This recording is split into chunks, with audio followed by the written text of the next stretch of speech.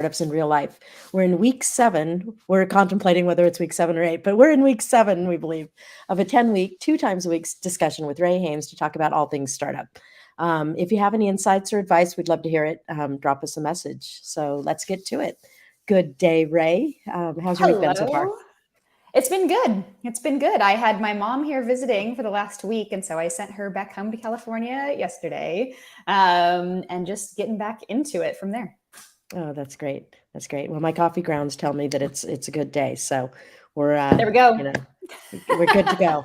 I will take that. Yeah, let's talk about customers, who they are, what they need, and how we find them. You and I have been, obviously in prep for launch. And in that situation, there's just been constant churn, not even churn, but discussion around who is the customer. Are there different types? I mean, we even went so far as 6 months ago having one customer, and now we've evolved that even over the months as we've talked. So who are Team-Era's target customers? Can you tell us a bit about how we found out about their needs?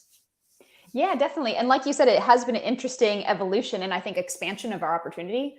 When we first started Team-Era, we were coming out of a consultancy that was really based on supporting in-house brands, building in-house marketing teams to divest from agency relationships. And we had a solid stable of customers within that business. And we knew that there was even more need out there that we hadn't tapped into yet. And so we know that that's a really viable audience. And I think that a lot of what we've built is really, has always been informed by that very niche group of in-house marketing leaders that are looking to build more flexible teams and a framework for flexible teams to bring freelance work and talent closer to the fold as they, like I said, move away from traditional ad agency relationships. But what we've found in our customer research, in kind of early outreach, is that there's a huge need for the same set of tools that we're developing within agencies themselves. What we've heard is that it's totally true that many agencies are losing retainer-based work, which is stable and predictable and scoped, by the year, by the 3 years. But they're inundated right now with project-based work because the economy is so unstable, because brands are looking for flexible solutions, and they're tapping into niche and specialty agencies to fill those needs without bringing on in-house hires. And so that puts agencies in a position that they also need a tool set to be able to manage their own freelance roster more effectively and to be able to share resources across project teams. And then the third one that's been really interesting that has come up across some of our partnership conversations is a larger customer profile that's really in the enterprise space. And these customers look like, director of X, VP of X within larger enterprise groups that are aware that their company uses freelance talent across multiple departments that often share skill sets, but there's not a great knowledge sharing base within that company to say, well, who's great at UX and could they be used across product or marketing? Or who's great at copywriting and could they be used for, internal or external comms? And so we're seeing that need, like it's come through really organic conversations across our advisor team. And like I said, early partnership conversations where we're realizing that the tool sets that we've built are broadly applicable. And we're going to be in a really interesting position as we go to market to understand which one will ultimately be our lead horse, and it'll be a really interesting time of learning, I think, for us to see which one is going to be best served by the tools that we're building. Yeah, I'm excited to kind of see how that plays out. Yeah. Tell us a bit about what you're trying to solve for with these customers. Yeah, I think that across all of those groups, there's some common pain points. And these are the ones that we've always been aware of. We know that they're a huge time suck for anybody managing freelance teams. And the big pieces that we're trying to solve for are helping team leaders keep tabs on their existing freelance relationships. Mm-hmm. I will say this till I'm blue in the face. I don't know a single creative director who doesn't live and die by the strength of their own Rolodex before they're tapping into hiring platforms, before they're looking to HR to help them hire. It's always calling up folks that you've worked with before and saying, hey, I've got a project coming up. Are you available? When can I get on your roster for this? We should have started last week. It really is always like that. And so first and foremost, it's just a more effective way to keep tabs on those existing relationships. And again, across groups that use different skill sets across different departments, it's a great way to knowledge share, to say, hey, I've got 3 incredible designers. I'm not using them right now, but I would totally vouch for them, put them to work in a different area of our business. They already know the company. They already know the brand. They've already been onboarded, and it makes it really easy to share talent across departments. The second piece that we're trying to solve for is helping these groups, whether they're brands, whether they're agencies, build teams to suit project needs. And what I mean by that are like true project parameters, like a budget, like a timeline, but also skill set needs, also the major need for diverse teams. We're able to match talent into comprehensive teams based on a ton of different variables, like their background, like their hobbies and interests, like their past category experience, that ultimately make for stronger teams. And this is a piece that I am so excited about, because there's nothing else out there like it.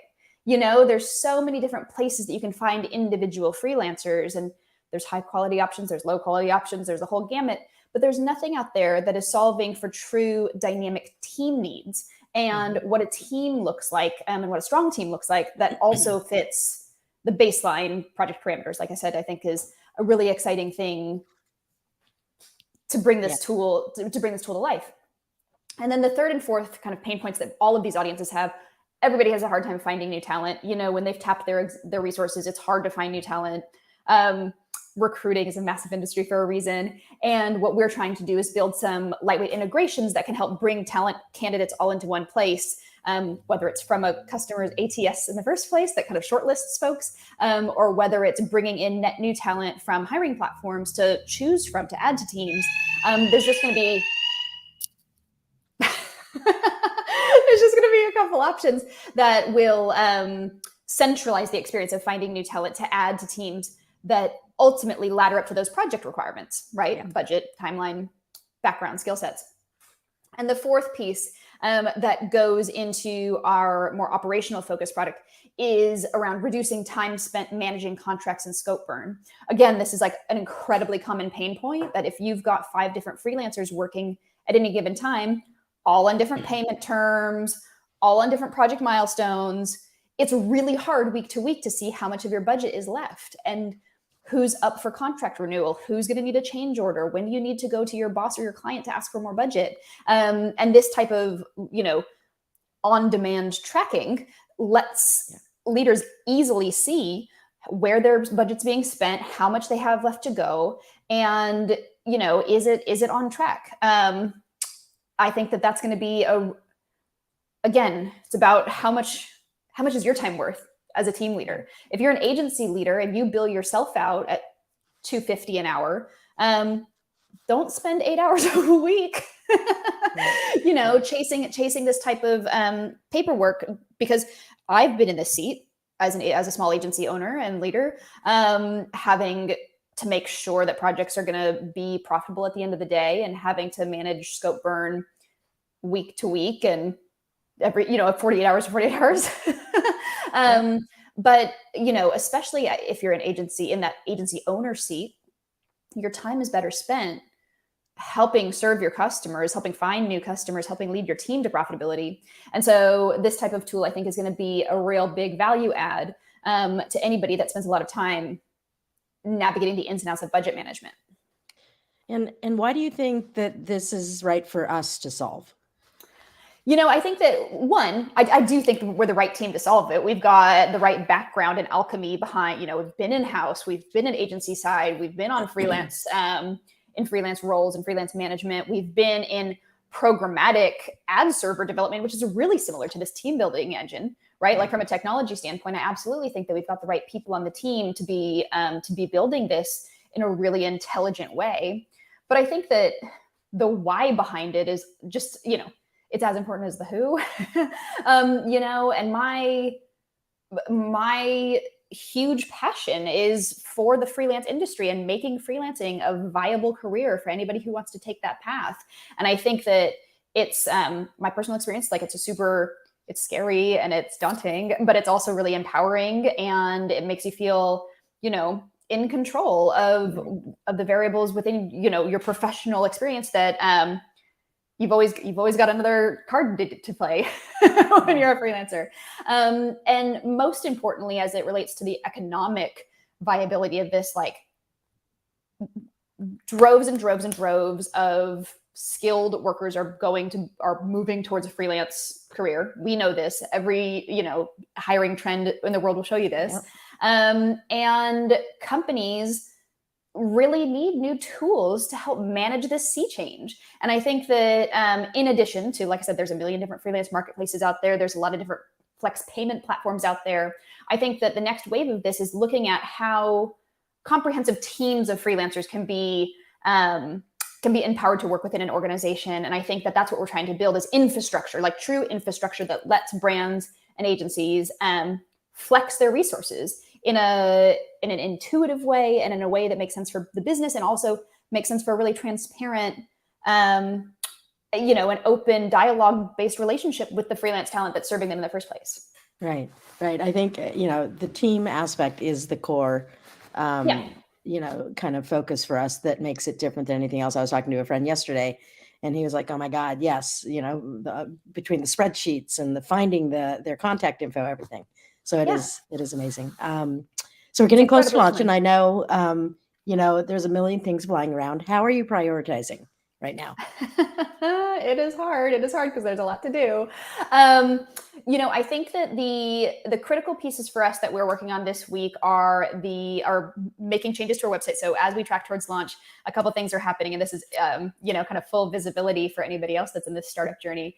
Is we have had kind of an informational, lightweight website that we threw up 6 weeks ago to announce our presence that we exist. But as we launch, that website will be fully transactional to support subscription purchase and access to the tool set.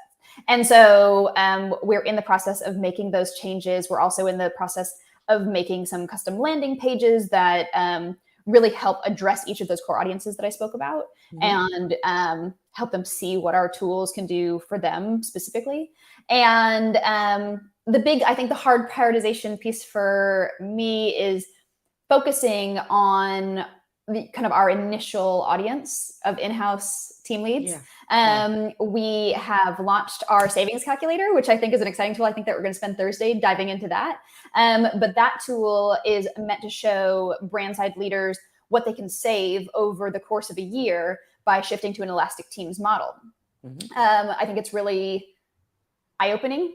Kind of at low numbers, 5, 6, 10 people, it's making a really big impact. And, we've built out the full flow. So as people use that calculator, they'll also receive a custom report that shows them, one, what their savings are, because that way they can share that around their organization, say, is this right for us? And two, some focused guidance on how to start building the framework for an elastic team within your organization with or without these tools, which I think is important, right? Because elastic teams is a concept. It's not something that we own. I think that it's just the idea of a flexible team that's at the ready. Yeah. So how do you enable that? And I think that answer is different for each of those audiences, right? And so going back to prioritization, it's about focusing on that first audience segment, seeing what type of response we get. And as we have time throughout this, new website launch, throughout investor conversations, starting to tackle building out a similar tool and output for our two other audiences as well, because we want to get those same insights, and kind of the idea of like, what do you stand to gain with these tools? We're always trying to create value for audience, but it is about prioritizing which audience we try to reach first. Great. Okay. Well, good luck with the rest of the week. And as you said, on Thursday, we'll talk about, that particular tool. Yeah. So have a good week. Yeah, let's do it. Take care.